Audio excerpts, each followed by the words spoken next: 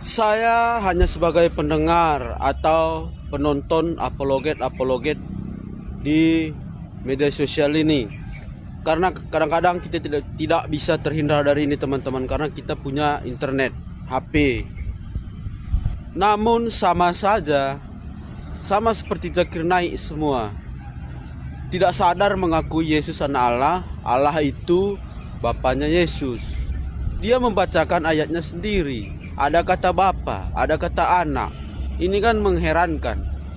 Dusta. Dan begitulah banyaknya saya lihat perdebatan di media sosial ini tentang agama atau tentang Yesus. Mereka tidak sadar sedang mengakui Yesus anak Allah.